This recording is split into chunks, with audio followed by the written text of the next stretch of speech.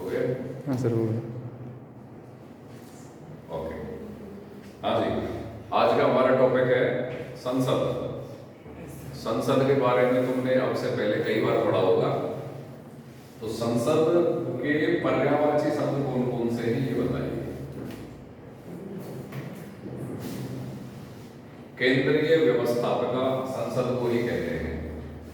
व्यवस्थापक संसद को कहते हैं नहीं कहते हैं? व्यवस्थापक सरकार का कौन सा अंग होता है?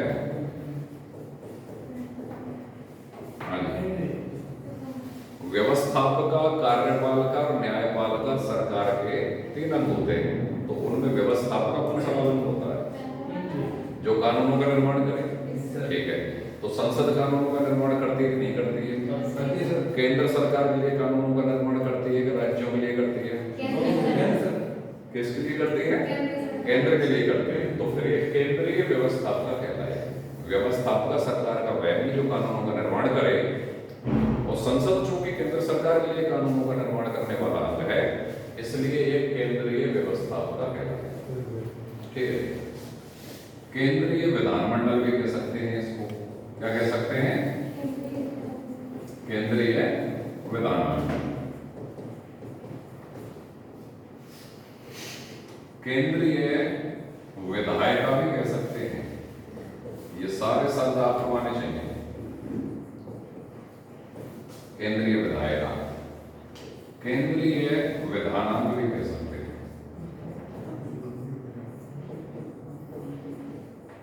केंद्रीय विधान, ये सारे संसद के पर्यायवाची हैं। केंद्रीय व्यवस्थापिका, केंद्रीय विधानमंडल, केंद्रीय विधायिका, केंद्रीय विधानांग। अब आप पढ़े होंगे बचपन से ही कि संसद के कितने अंग होते हैं? 3 अंग कह लो, चाहे 3 भाग कह लो। कौन कौन से? राष्ट्रपति, लोकसभा, दूसरा कौन सा? लोकसभा और राज्यसभा। यहां पे चीज में ध्यान देना, अगर एग्जामिनर ये सवाल पूछे कि संसद के कितने अंग हैं, संसद के कितने भाग हैं, अंग या भाग, तो उत्तर आएगा 3, राष्ट्रपति, लोकसभा, राज्यसभा। लेकिन अगर एग्जामिनर पूछे संसद के कितने सदन हैं, सदन, तो सदन में तो उत्तर आएगा लोकसभा और राज्यसभा। तो चूंकि हम संसद पढ़ रहे हैं और राष्ट्रपति संसद का एक भाग है, यह एक अंग है, यह एक हिस्सा है, तो आज से हम राष्ट्रपति से स्टार्ट करते हैं। राष्ट्रपति, प्रेसिडेंट,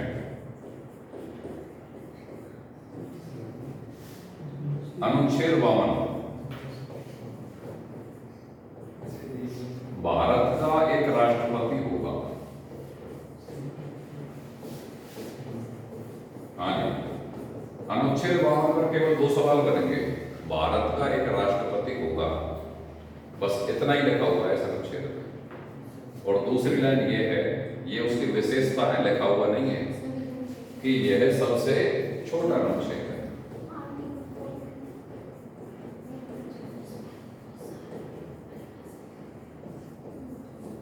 हाँ जी, भारत का एक राष्ट्रपति होगा, किस अनुच्छेद में लिखा हुआ है? 52। संविधान का सबसे छोटा अनुच्छेद कौन सा है? 52। बिल्कुल, एक कोट टू कोट 2 बातें याद करनी है। ये अपना टॉपिक कंप्लीट। टॉपिक का मेरा मतलब अनुच्छेद 52, अनुच्छेद 53 देखिए।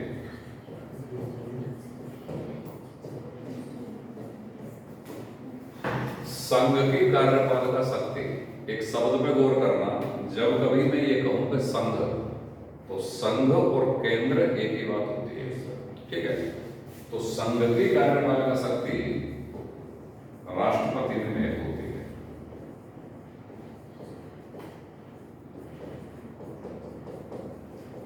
संघ की कार्यपालिका शक्ति किसमें निहित है भाई? राष्ट्रपति में। ये बात है आपके अनुच्छेद 53(1) में। हम अनुच्छेद 53 पढ़ रहे हैं। 53(1) में लिखा हुआ है संघ की कार्यपालिका शक्ति राष्ट्रपति में निहित होगी। अब यहां जानने के लिए एक चीज जान लो, संघ की कार्यपालिका शक्ति को संविधान में परिभाषित नहीं किया गया है। हालांकि इस पॉइंट को एग्जामिनर सवाल बना के पूछ भी सकता है, नहीं भी पूछ सकता है। सिंपल लाइन है कि संघ की कार्यपालिका शक्ति किसमें निहित है? ये बात कौन से अनुच्छेद में लिख रही है? 53 में। राष्ट्रपति उस कार्यपालिका शक्ति का प्रयोग स्वयं या अपने अधीनस्थ अधिकारियों के सहयोग से करेगा। ये बात अनुच्छेद 53(1) में है। जब मैं आपको नोट्स बनवाऊंगा, आज मैं आपको अनुच्छेद 60 तक समझा देता हूँ, अगली क्लास में मैं पूरे नोट्स लिखवा दूंगा, तो उसमें सारी चीजें लिखाऊंगा। फिलहाल तो मैं इतना जाना हूँ, अनुच्छेद 53(1) कहता है कि संघ की कार्यपालिका शक्ति राष्ट्रपति में निहित है। राष्ट्रपति इसका प्रयोग स्वयं या अपने अधीनस्थ अधिकारियों के सहयोग से करेगा। ये पूरी दोनों लाइन एक ही बात है। कौन सा अनुच्छेद में? 53(1). ठीक है। 53(2) क्या कहता है?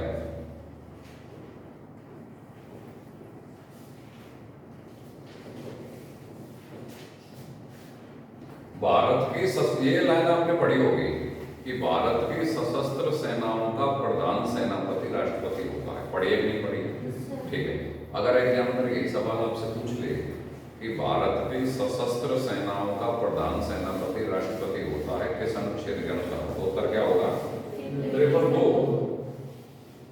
डिफेंस फोर्सेज का सुप्रीम कमांडर भारत के सशस्त्र बलों का सर्वोच्च समादेश, कॉन्स्टिट्यूशन के अंतर्गत एक स्पेशल शब्द का प्रयोग किया गया है। भारत के सशस्त्र बलों का, सशस्त्र बलों को इंग्लिश में डिफेंस फोर्सेज कहते हैं, उनका सर्वोच्च समादेश, सर्वोच्च समादेश शब्द संविधान में प्रयोग किया गया है। सशस्त्र बलों का सर्वोच्च समादेश, देखो पेपर में आएगा ये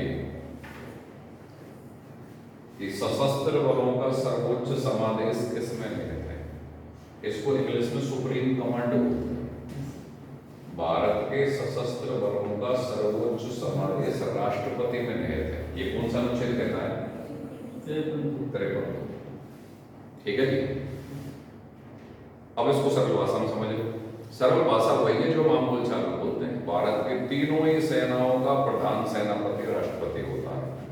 इस साधारण लाइन को जो हम बचपन से सुनते चले आ रहे हैं, कॉन्स्टिट्यूशनल लैंग्वेज में इसको इस तरीके से लिखा जाता है कि भारत के सशस्त्र बलों का सर्वोच्च समादेश राष्ट्रपति के अंतर्गत होता है। समझ गए? एग्जामिनर सरल भाषा में भी सवाल बना सकता है और कॉन्स्टिट्यूशनल लैंग्वेज पकड़ के भी सवाल बना सकता है। मान लो एग्जामिनर ये कहे कि निम्नलिखित में से भारत के राष्ट्रपति की शक्तियों में क्या शामिल है या क्या शामिल नहीं है। ठीक है, सशस्त्र बलों का सर्वोच्च समादेश, तो कई बार ये पकड़ में नहीं आएगा। इसका मतलब क्या है? इसका मतलब वही है कि तीनों ही सेनाओं का, जो सशस्त्र सेनाएं हैं, उनका प्रधान सेनापति कौन है? राष्ट्रपति। ये वो शक्ति किसमें निहित है? राष्ट्रपति। और अच्छे 53 क्लियर हो गए? बस सर्व इंग्लिश में सुप्रीम कमांड, तो सुप्रीम कमांड का मतलब क्या है कि सर्वोच्च जो कमांडर है ये प्रधान सेनापति है, हिंदी में उसको प्रधान सेनापति बोल दो। ये कॉन्स्टिट्यूशनल लैंग्वेज में दिया गया शब्द है सर्वोच्च समादेश। कॉन्स्टिट्यूशन की भाषा लीगल लैंग्वेज में लिखी गई है वो अलग है और साधारण हिंदी अलग है। साधारण हिंदी हमारे समझ में आती है, कॉन्स्टिट्यूशनल लैंग्वेज में जो लीगल लैंग्वेज लिखी गई है वो हमारे समझ में नहीं आती।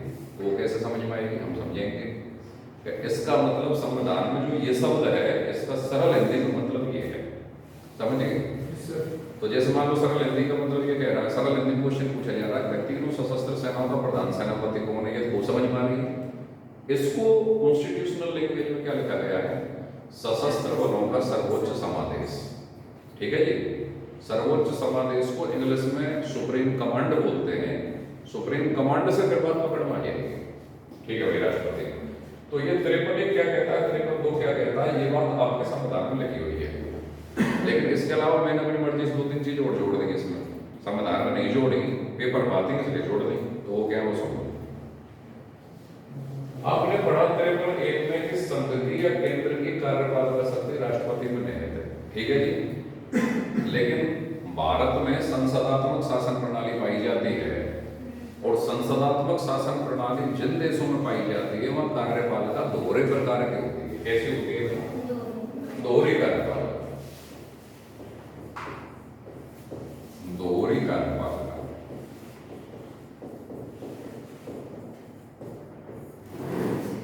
अच्छा, केंद्र के या संघ के, या बचपन से ही पढ़ते चले आ रहे होगे, नाम मात्र की या औपचारिक कार्यपालिका शक्ति, नाम मात्र की या औपचारिक कार्यपालिका शक्ति किसमें निहित है? राष्ट्रपति में। ये तो अपन बचपन से ही पढ़ते चले आ रहे हैं ना, ठीक है जी। और वास्तविक कार्यपालिका शक्ति किसमें निहित है? यहाँ थोड़ा समझने की जरूरत है। नाम मात्र की या औपचारिक कार्यपालिका शक्ति राष्ट्रपति में है, और वास्तविक कार्यपालिका शक्ति आम बोलचाल में विद्यार्थी प्रधानमंत्री बोल देते हैं। लेकिन अगर केवल अकेला प्रधानमंत्री बोला गया तो गलत हो जाएगा, क्योंकि संसदीय लोकतंत्र सामूहिक उत्तरदायित्व और गोपनीयता के सिद्धांतों पर चलता है। तो वास्तविक कार्यपालिका शक्ति अकेले प्रधानमंत्री नहीं है, प्रधानमंत्री और उसके मंत्री परिषद में है ये लोग। तो संघ की या केंद्र की वास्तविक कार्यपालिका शक्ति किसमें निहित है? प्रधानमंत्री और उसके। एग्जामिनर 2 सवाल देगा फर्स्ट ग्रेड के 2013 वाले पेपर में, फर्स्ट पेपर में एक सवाल पूछा। अब मैं राष्ट्रपति का पदकालीन शक्तियां आपको पढ़ाऊंगा, तो उसमें अनुच्छेद 352, 356, 360 जो भी है मैं उनको पढ़ाऊंगा। तो कोई एक प्रकार का कार्य ऐसा था जो मंत्रिमंडल के परामर्श पे किया जाना था, तो एग्जामिनर ने सारी चीज वही लिखी जो आ रही है, बस मंत्रिमंडल की जगह मंत्री परिषद लिख दिया। तो ये सवाल सही होगा गलत होगा? उत्तर सही होगा गलत होगा? मंत्रिमंडल अलग होता है, मंत्री परिषद अलग होती है। मंत्री परिषद एक बड़ा वाला निकाय है जिसमें 4 प्रकार के मंत्री होते हैं। उनमें जो सबसे बड़े दर्जे के जो मंत्री होते हैं उनको मंत्रिमंडल स्तर या कैबिनेट स्तर के मंत्री कहते हैं। तो मंत्रिमंडल मंत्री परिषद का छोटा निकाय बन गया, नहीं बन गया? जैसे ये मंत्री परिषद है, उसमें इस तरीके से 4 प्रकार के मंत्री, तो जो सबसे बड़े मंत्री है ना, इनको मंत्रिमंडल कह लो या कैबिनेट कह लो। मंत्रिमंडल या इसी को कह लो कैबिनेट, इंग्लिश में कैबिनेट शब्द है। तो बड़ा निकाय कौन सा हुआ? ये मंत्रिपरिषद ही पूरा है। मंत्रिपरिषद बड़ा हुआ, मंत्रिमंडल बड़ा हुआ, मंत्रिपरिषद बड़ा हुआ। उसमें जो सबसे उच्च दर्जा प्राप्त जो मंत्री होंगे उनको कैबिनेट मंत्री या मंत्रिमंडल स्तर के मंत्री बोलते हैं। दूसरे नंबर पर फिर राज्य मंत्री होते हैं। अब राज्य मंत्रियों के भी 2 प्रकार होते हैं। राज्य मंत्री स्वतंत्र प्रभार का मतलब है उनके ऊपर कोई कैबिनेट मंत्री नहीं है, वो अपने कार्यों की रिपोर्ट सीधे ही प्रधानमंत्री को करेंगे, प्रभार स्वतंत्र है उनका। और जो राज्य मंत्री सिंपल वाले होते हैं, स्वतंत्र प्रभार वाले नहीं होते, वो कैबिनेट मंत्री के नीचे होते हैं, वो अपने कार्यों की रिपोर्ट किसको करते हैं? कैबिनेट मंत्री को। फिर इसके बाद चौथे नंबर पर आएगा उपमंत्री राज्य मंत्री और कैबिनेट मंत्री सभी कार्यों में सहायता करते हैं। तो कैबिनेट मंत्री सबसे फर्स्ट हो गए, फिर राज्य मंत्री स्वतंत्र प्रभार, राज्य मंत्री और उपमंत्री। तो 4 प्रकार के मंत्रियों से मिलकर बनती है मंत्री परिषद। तो मंत्री परिषद का आकार बड़ा हो गया। इनमें जो सबसे टॉप लेवल के जो मंत्री होते हैं वो कौन से होते हैं? इंग्लिश में कैबिनेट बोलते हैं, हिंदी में मंत्रिमंडल बोलते हैं। मंत्रिमंडल स्तर के मंत्री, कैबिनेट स्तर के मंत्री, ठीक है। तो केंद्र की जो वास्तविक कार्यपालिका शक्ति है वो प्रधानमंत्री और मंत्री परिषद में निहित है, प्रधानमंत्री और मंत्रिमंडल में निहित नहीं है। बाई चांस एग्जामिनर ये सवाल डाल दे कि केंद्र की वास्तविक कार्यपालिका शक्ति किसमें निहित है? पहला ऑप्शन प्रधानमंत्री, दूसरा ऑप्शन राष्ट्रपति। तो आधे से ज्यादा तो प्रधानमंत्री के साथ ही चले जाएंगे, क्योंकि वो तो बचपन से 2 लाइन पढ़ते आ रहे हैं कि औपचारिक या नाम मात्र की कार्यपालिका शक्ति राष्ट्रपति और वास्तविक कार्यपालिका शक्ति प्रधानमंत्री। बात खत्म। उत्तर तो यही गलत हो गया। और आधे नहीं जाएंगे, 80-85% जाएंगे। चलो फिर जो और 10-15% जो उन्होंने थोड़ा स्पेसिफिकली पढ़ा है, तो वो क्या बात करेंगे? वो बात करेंगे कि अकेले प्रधानमंत्री नहीं है, समूह में पाई जाती है। अब यहाँ बहस चढ़ेगी। अगला ऑप्शन आएगा प्रधानमंत्री और उसके मंत्रिमंडल में, एक और ऑप्शन आएगा प्रधानमंत्री सहित उसकी मंत्रिपरिषद में। तो अब इनमें भी मोर करेक्ट कौन सा है? मंत्रिपरिषद में। बात समझ में आ गई? चलिए ठीक है। तो आपने तीन प्रकार की कार्यपालिका शक्ति पढ़ी। केंद्र की नाममात्र की औपचारिक कार्यपालिका शक्ति राष्ट्रपति में, और वास्तविक कार्यपालिका शक्ति प्रधानमंत्री और मंत्रिपरिषद में। आपको दो शब्द और पकड़ने हैं कि अगर मान लो सवाल आ जाए कि केंद्र की कानूनी या विधिक, कानूनी और विधिक की बात होती है, कानूनी या विधिक कार्यपालिका शक्ति ये किसमें निहित है? तो उत्तर क्या है? ये समझ जाओ, उत्तर आएगा राष्ट्रपति। तो राष्ट्रपति के लिए चार शब्द हो गए। केंद्र की नाममात्र की कार्यपालिका शक्ति, औपचारिक कार्यपालिका शक्ति, कानूनी कार्यपालिका शक्ति और विधिक कार्यपालिका शक्ति किसमें निहित है? और वास्तविक कार्यपालिका शक्ति किसमें निहित है? एग्जामिनर डायरेक्ट सवाल देगा, केंद्र की औपचारिक कार्यपालिका शक्ति किसमें है, नाममात्र की किसमें है, विधिक कार्यपालिका शक्ति किसमें है, कानूनी कार्यपालिका शक्ति किसमें है और वास्तविक कार्यपालिका शक्ति किसमें है। समझ में आ गया? ठीक है भाई। तो यह आपका अनुच्छेद 53 कंप्लीट हुआ। अब आगे बढ़ते हैं। अनुच्छेद 54। 54 कहता है कि राष्ट्रपति का निर्वाचन होगा। राष्ट्रपति का निर्वाचन होगा। चलो तो बढ़िया बात है, निर्वाचन करा राष्ट्रपति का। तो बताओ राष्ट्रपति के निर्वाचन में कौन भाग लेता है?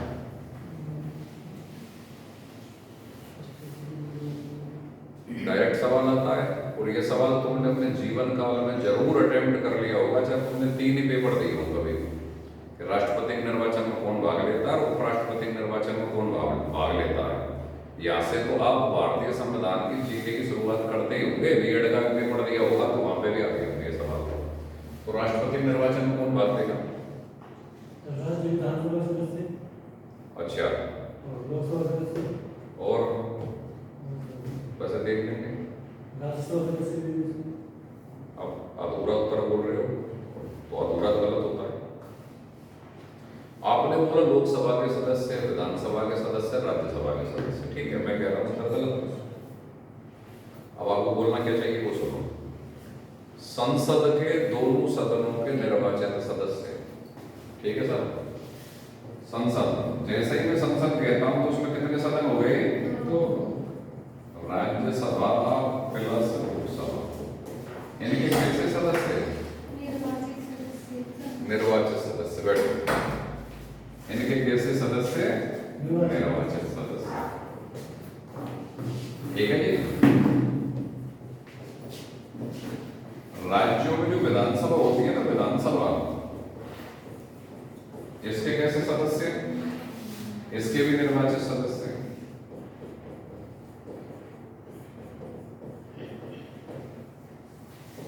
राज्य की विधानसभा के भी निर्वाचित सदस्य। और ऐसे केंद्र शासित प्रदेश जिनमें विधानसभाएं हैं, कौन कौन से ऐसे केंद्र शासित प्रदेश जिनमें विधानसभाएं हैं? दिल्ली और पांडिचेरी। दिल्ली और पांडिचेरी मतलब ऐसे केंद्र शासित प्रदेश, ऐसे केंद्र शासित प्रदेश जिनमें विधानसभाएं हैं। कौन कौन से भाई? दिल्ली और पांडिचेरी। इनके भी कैसे सदस्य? निर्वाचित।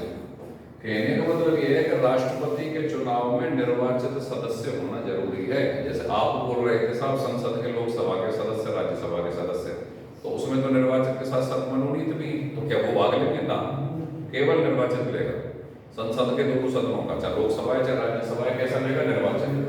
राज्यों की विधानसभा का भी कैसा लेगा? निर्वाचित। और ऐसे केंद्र शासित प्रदेश जिनमें विधानसभा है जैसे दिल्ली और पांडिचेरी, उसका भी कैसा लेगा? निर्वाचित। ये तो लेंगे भाग। अब यहीं पर हमें ये भी आना चाहिए कि कौन भाग नहीं लेंगे, क्योंकि एग्जामिनर ये सवाल पूछता है निम्नलिखित में से कौन से सदस्य राष्ट्रपति के चुनाव में भाग नहीं लेते, या राष्ट्रपति के चुनाव में मतदाता के रूप में नहीं होते हैं। तो होने वाले को पता चल गया, ठीक है। नहीं लेने वाले कौन है? मनोनीत सदस्य लेंगे कि नहीं लेंगे? नहीं लेंगे। मनोनीत सदस्य लोकसभा में पाए जाते हैं, राज्यसभा में पाए जाते हैं? लोकसभा में नहीं पाए जाते। लोकसभा में कौन पाए जाते, कौन से होते हैं मनोनीत? कौन से होते हैं लोकसभा में मनोनीत? आपको पता है एंग्लो इंडियन समुदाय के 2 लोगों को मनोनीत करने का प्रावधान राष्ट्रपति का लोकसभा में भी है या था? पता है ये बात? पता है, ठीक है। एंग्लो इंडियन समुदाय के 2 सदस्य मनोनीत कर सकता है लोकसभा में राष्ट्रपति, और राज्यसभा में तो 12 सदस्य मनोनीत करता ही है वो, ठीक है। अच्छा, क्या वर्तमान में एंग्लो इंडियन समुदाय के सदस्य मनोनीत किए जा रहे हैं क्या? 25 जनवरी 2020 के बाद ये प्रावधान खत्म कर दिया गया है एंग्लो इंडियनों का लोकसभा में मनोनीत करने का, ठीक है। तो किसी भी प्रकार का मनोनीत सदस्य, मनोनीत का मतलब है कि जो बिना निर्वाचन के लोकसभा में आ गया है चाहे राज्यसभा में आ गया है, तो बिना निर्वाचन के लोकसभा में तो 2 लोग आते थे, राज्यसभा में 12 लोग आते थे, तो मनोनीत सदस्य राष्ट्रपति के चुनाव में भाग नहीं लेंगे। ऐसे ही राज्य की विधानसभा में भी राज्यपाल एंग्लो इंडियन समुदाय के कुछ सदस्य मनोनीत कर सकता था। कितने भाई? केंद्र में तो राष्ट्रपति, लोकसभा में 2 कर सकता था, राज्य की विधानसभा में राज्यपाल कितने कर सकता था मनोनीत सदस्य? लोग एंग्लो इंडियन समुदाय के 1 कर सकता था, ठीक है। तो वो मनोनीत सदस्य भी राष्ट्रपति के चुनाव में भाग नहीं लेगा। मनोनीत पे क्लियर हो गई अपनी बात? जो भी लेगा निर्वाचित लेगा, एक लाइन पकड़ लो। तो कौन नहीं लेगा? मनोनीत नहीं लेगा। विधान परिषद के सदस्य भी भाग नहीं लेंगे राष्ट्रपति के चुनाव में। विधान परिषद कहाँ पाई जाती है? राज्यों में पाई जाती है। वो जितने में भी पाई जाए घटता बढ़ता रहता है। अब इस कश्मीर हट गया तो टूट गई, तो विधान परिषद के सदस्य भी भाग नहीं लेंगे। विधान परिषद राज्यों में पाई जाती है, मतलब केंद्र की लोकसभा राज्यसभा के लिए लेंगे, राज्य की विधानसभा के लिए लेंगे, लेकिन राज्यों में पाई जाने वाले विधान परिषद के सदस्य भाग नहीं लेंगे। तो नहीं लेने वालों को बात करो, मनोनीत सदस्य नहीं लेंगे। राष्ट्रपति के इलेक्शन में कौन कौन भाग नहीं लेंगे? मनोनीत नहीं लेंगे। विधान परिषद के सदस्य नहीं लेंगे, विधान परिषद के सदस्य भी नहीं लेंगे। और एक चीज और सुन लो, केंद्र शासित प्रदेशों का शासन संभालने के लिए राष्ट्रपति एक व्यक्ति की नियुक्ति करता है जिसको लेफ्टिनेंट गवर्नर या प्रशासक बोलते हैं। क्या बोलते हैं? प्रशासन। तो प्रशासन कहाँ पाए जाते हैं? केंद्र शासित प्रदेशों, समझ गए? तो उन केंद्र शासित प्रदेशों के विधानसभा के सदस्य तो लेंगे जहाँ विधानसभा है। तो केंद्र शासित प्रदेशों में विधानसभा केवल 2 जगह है, दिल्ली में, पांडिचेरी, तो उनके ले लेंगे निर्वाचित सदस्य भाग। लेकिन अन्य केंद्र शासित प्रदेशों के जो प्रशासक है, जिनको राष्ट्रपति नियुक्त करता है उन केंद्र शासित प्रदेशों का शासन चलाने के लिए, तो क्या वो केंद्र शासित प्रदेशों के जो प्रशासक हैं वो भाग लेंगे क्या? नहीं। केंद्र शासित प्रदेशों के प्रशासक, ठीक है, ये भी भाग नहीं लेंगे। तो अब आपके सामने क्लियर क्वेश्चन है कि राष्ट्रपति के चुनाव में कौन भाग लेता है, कौन भाग नहीं लेता। एग्जामिनर देखो सवाल किस तरीके से डालता है। संसद के दोनों सदनों के तथा राज्य विधानसभाओं के कुल सदस्य, सही उत्तर है? गलत है? सही, गलत है। कुल सदस्य नहीं लेते, निर्वाचित लेते हैं। जब कभी भी राष्ट्रपति और उपराष्ट्रपति के निर्वाचन के संबंध में सवाल आया तो एक ही लाइन आएगी, कुल सदस्य या निर्वाचित सदस्य। सवाल की भाषा यहाँ टेकेगी।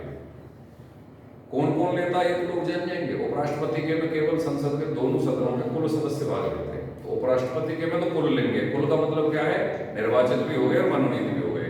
और केवल संसद मतलब संसद के दोनों सदनों, ठीक है, उपराष्ट्रपति के में। लेकिन राष्ट्रपति के में संसद के दोनों सदनों के कैसे? निर्वाचित। राज्यों की विधानसभाओं के कैसे? निर्वाचित। और कैसे केंद्र शासित प्रदेश जिनमें विधानसभाएं हैं, मतलब दिल्ली और पांडिचेरी, उनके भी कैसे? निर्वाचित, वो भाग लेंगे। समझ में आ गई बात? तो कौन भाग नहीं लेंगे? संसद के दोनों सदनों के मनोनीत सदस्य भाग नहीं लेंगे, राज्यों के विधानमंडल के विधानसभा के मनोनीत सदस्य भाग नहीं लेंगे, और जिन राज्यों में विधान परिषद पाई जाती है तो विधान परिषद के तो पूरे भाग नहीं लेंगे। ठीक है। और ऐसे केंद्र शासित प्रदेश जिनमें प्रशासक पाए जाते हैं या केंद्र शासित प्रदेशों में प्रशासक ये विभाग नहीं लेंगे। तो एक व्यक्ति का क्लियर होना जरूरी है कि कौन भाग लेगा कौन भाग नहीं लेगा। क्यों इन्हीं से पकड़ पकड़ के नियम पर ऑप्शन देगा कि राष्ट्रपति के इलेक्शन में कौन भाग लेता है। मान लो उसने ऑप्शन डाला संसद के दोनों सदनों के निर्वाचित सदस्य, राज्यों की विधानसभाओं के निर्वाचित सदस्य, ठीक है। ऐसे केंद्र शासित प्रदेश जिनमें विधानसभाएं हैं जैसे दिल्ली और पांडिचेरी उनके भी निर्वाचित सदस्य। एक ही ऑप्शन चल रहा है प्लस कर करके प्लस कर करके प्लस कर करके और लास्ट में लिख दिया तथा केंद्र शासित प्रदेशों के प्रशासक। अब ये ऑप्शन सही होगा, समझ गए ना। तो तुमको पूरा क्लियर होना चाहिए कि कौन भाग लेता है कौन भाग नहीं लेता। ऐसा हो सकता है कि 3 सही लिखे वो लेकिन चौथे पे एक को टिका नहीं आया कहीं ना कहीं, समझ गए। हाँ भाई ये लड़की body is present but mind is absent. और कहीं था दिमाग पूरी ईमानदारी से बताओ मैं सही कह रहा हूँ? सही कह रहे हो। अब तुम्हें अंतर्यामी हूँ ना, वैसे प्रेजेंट को ये नहीं बता सकता क्यों भाई 2005 से पढ़ा रहा हूँ कोचिंग लाइन में, कोई 12,000 स्टूडेंट पढ़ा दिया, ठीक है। इतने में तो आदमी साइकोलॉजिस्ट हो जाता है, लगभग कैसे रेड करके बता देता। अच्छा ऐसा नहीं है कि तुम केवल कुछ कम विद्यार्थियों में ये बता रहा हूँ, 2.5 से 3 से बैच में 10 साल पढ़ाएं तो सुबह शाम तक पढ़ाएं तो उनमें भी एक एक को बता दें आ जाओ बोल दिया जाओ। तो भाई पूरे माइंड के साथ बैठो यहाँ पे। और फर्स्ट पेपर की थोड़ी गंभीरता बता देता हूँ। फर्स्ट पेपर की गंभीरता ये है कि लोगों का क्लियर नहीं हुआ अगली बार। हो गया बता एक मिनट, फर्स्ट पेपर गंभीरता बता लें तो फर्स्ट पेपर क्लियर नहीं हुआ लोगों का। आपको पता है कि अगर फर्स्ट पेपर क्लियर हो जाए तो लेक्चरर बन जाते बहुत सारे। अगर 2 पेपर में से 1 पेपर की तैयारी करने का पहला मौका मिले ना तो फर्स्ट पेपर की करना। अब एक बार थोड़ी नाराज हो जाएंगे कहते नहीं कैसे करेगी, फर्स्ट को छोड़ना ही नहीं है। तो आपके पास अगर समय है और होना चाहिए सर फर्स्ट तो मेरा अभी जो दिया था ना एग्जाम में ये भी क्लियर है। क्लियर होने का क्लियर होना ना मेरिट में आना तो सेकंड पढ़ो। यहाँ तो 2 पेपर वेस्ट चल रहे हैं। तो आज जो हमने तो ये भाई आपको पढ़ा अनुच्छेद जो 54 तक जो पढ़ा दिया है, कल इनके आगे डायरेक्ट आपको नोट्स बनवाएंगे। इस तरीके से सिलसिला लगातार चलेगा। आज थोड़ा सा वीडियो बनाने में प्रॉब्लम आ गई थी टेक्निकल, कल से आते ही इसको सेट करके पूरी क्लास चलेगी। और मैं आपको 5-5, 10-10 अनुच्छेद वाइज समझाता चलूंगा, साथ ही साथ लिखाता चलूंगा। और ऐसी काफी सारी इन्फॉर्मेशन भी जो हमें क्षेत्रों में नहीं आती है लेकिन पढ़ने के लिए जरूरी होती है वो साथ ही साथ चलेगी, ठीक है।